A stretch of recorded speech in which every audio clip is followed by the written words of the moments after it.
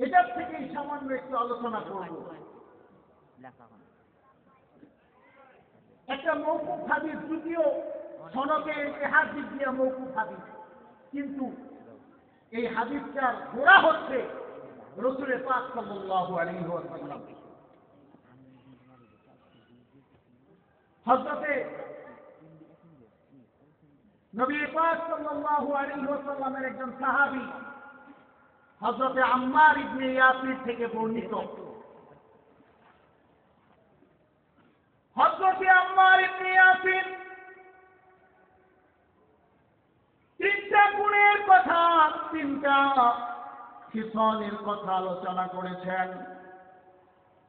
গভীর মনোযোগ, দিলের কানটা লাগাইয়া কথাগুলো শুনবেন। যদিও হাদিসটা মওকুফ হাদিস হিসাবে ব্যবহার করা হয়, কিন্তু এই হাদিসের মূল হচ্ছে রাসূল পাক সাল্লাল্লাহু আলাইহি ওয়াসাল্লাম বিভিন্ন হাদিসের মধ্যে বিভিন্ন এই ধরনের কথাগুলো রাসূল পাক সাল্লাল্লাহু আলাইহি ওয়াসাল্লাম বলেছেন।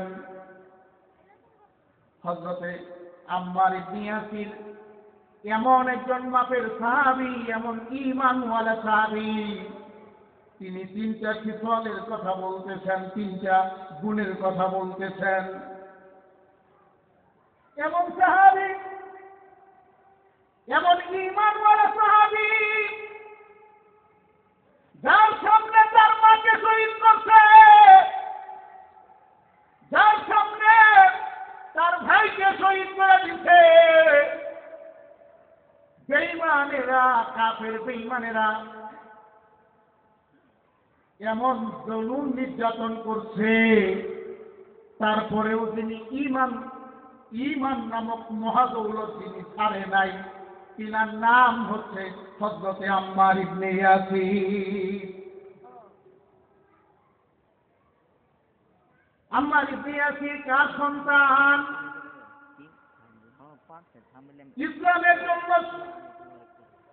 মহিলাদের মধ্যে সর্বপ্রথম যিনি শহীদ হন, যিনি ইসলামের জন্য, এই কালেমার জন্য যিনি সর্বপ্রথম জীবন দেন, হযরতে সুমাইয়া রাদিয়াল্লাহু তাআলা আনহার সন্তান হযরতে আম্মার ইবনে ইয়াসির। এমন ঈমানওয়ালা সাহাবী, এমন ঈমান, হযরতে সুমাইয়া রাদিয়াল্লাহু তাআলা আনহাকে যখন কালেমার অপরাধে বেঈমানেরা, কাফের বেঈমানেরা যখন ঘর থেকে টাইনা বাহির কইরা মরুভূমির বালুর মধ্যে দাঁড় করায় দিচ্ছে, মরুভূমির বালুর মধ্যে যখন হযরতে সুমাইয়াকে দাঁড় করাইছে, সুমাইয়া আসমানের দিকে তাকাইয়া কয়, মালিক, ও মালিক, দেখা যাইবানি সুমাইয়ার কি অবস্থা। আমার আল্লাহ ডাক দিয়া কয়, সুমাইয়া রে, তোর দাওয়াত কবুল করলাম, আমি আসবো সময় মতো। মানুষের ভিড় থেকে ভিতরে গেলেন বেঈমানে আবু জেহেল, বলে কি হয়েছে, ব্যাপার কি? কয় কালেমার অপরাধে সুমাইয়াকে এখানে দাঁড় করাইছে। শুধু তাই না, চতুর্দিক থেকে কাফের বেঈমানেরা বেষ্টন করে রাখছে। হযরত সুমাইয়ার কাপড়গুলো বেঈমানেরা চাই না খুইলা উলঙ্গ করছে, চতুর্দিক থেকে ছুটু মারছে। বেঈমানদের ছুটুয়ে সুমাইয়ার সারা শরীর মুবারক ভিজে গেছে, তারপরেও ঈমান ছাড়ে নাই, তারপরেও আল্লাহর মহব্বত ছাড়ে নাই। হযরতে আম্মার সেই সময় নির্বাচের মতো দাঁড়ায় ছিল, ছেলের সামনে মাকে এত অত্যাচার, তারপরেও ইসলাম ছাড়ে নাই, তারপরেও ঈমান বিক্রি করে নাই। হযরতে আম্মার ইবনে ইয়াসির হযরত সুমাইয়াকে আবু জেহেল বলতেছে, সুমাইয়া বল কালেমা ছাড়বি কিনা। সুমাইয়া ডাক দিয়েছে, আবু জেহেল মারবি রে মার, কিন্তু জীবন দিব আল্লাহ এই জমিনের মধ্যে আল্লাহর দ্বীনকে ছাড়ব না।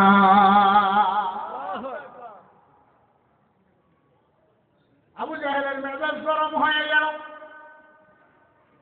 আবু জেহেল সুমাইয়ার পেটের মধ্যে এত দূরে একটা লাথি মারছে, হযরত সুমাইয়া জমিনের মধ্যে পড়ে গড়াগড়ি করছে। আর ডাক দিয়া কয়, মালিক, মালিক রে, দেখলা না আল্লাহ দেখে কিরকম? আল্লাহ দেখেনি, আল্লাহ দেখে। আল্লাহ ডাক দিয়া কয়, মালিক দেখলা না সুমাইয়াকে যত অত্যাচার করে সুমাইয়া কালেমা ছাড়ে না, সুমাইয়া ঈমান ছাড়ে না। আবু জেহেলের মেজাজ গরম হয়ে গেছে। আবু জেহেল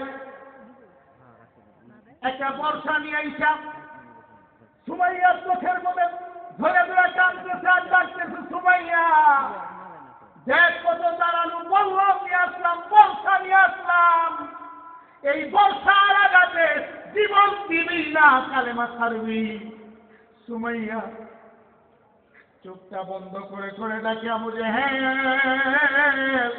মারবি রে মার, কিন্তু জীবন দিব কালেমা ছাড়ব না। সুবহানাল্লাহ।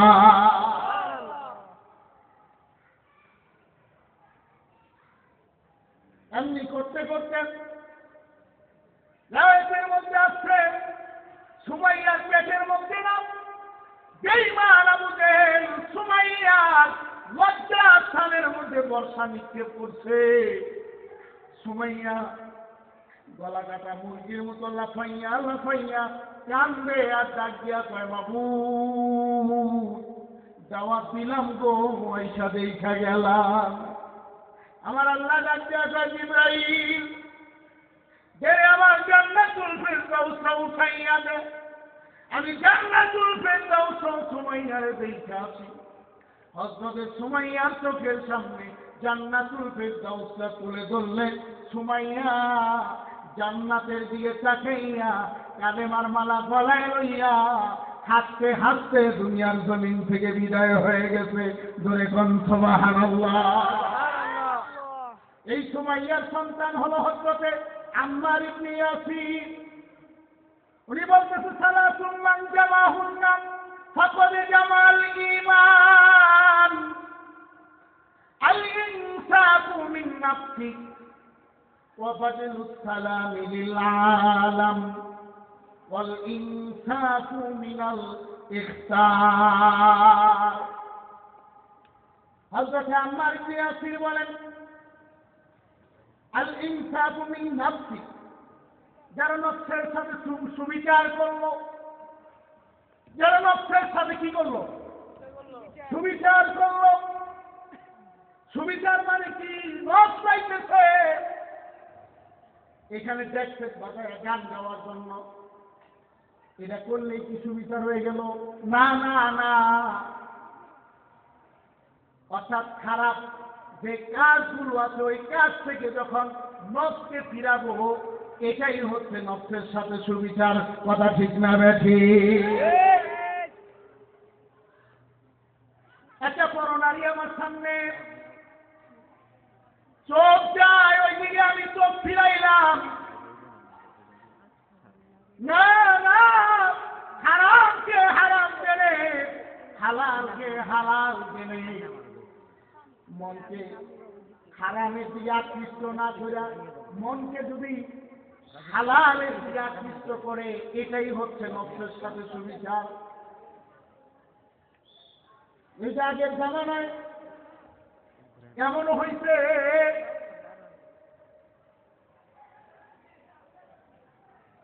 অর্থ উলঙ্গ করে মহিলা এক যুবক, ঈমানওয়ালা যুবক,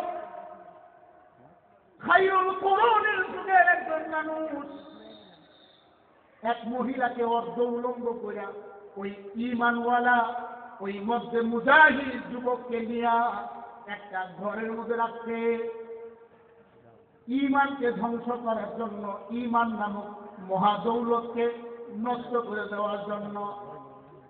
1 মাস টাইম দিছে, কিন্তু আশ্চর্য খবর হইল মহিলাটার বাবা ছিল অগ্নিপূজো।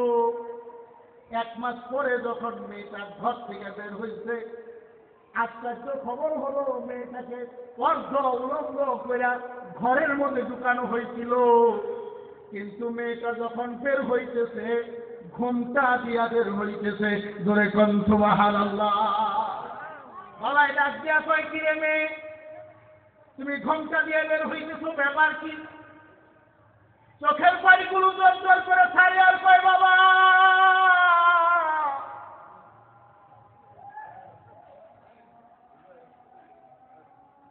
একটা গুনাহ করাইতে পারি নাই, বরঞ্চ আমি যত চেষ্টা করছি গুনাহ করানোর জন্য আমি ততই আশ্চর্য হয়ে গেছি।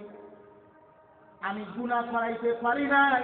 এই যুবকের আল্লাহর প্রতি এত ভালোবাসা, এত আল্লাহর প্রতি এত সম্পর্ক,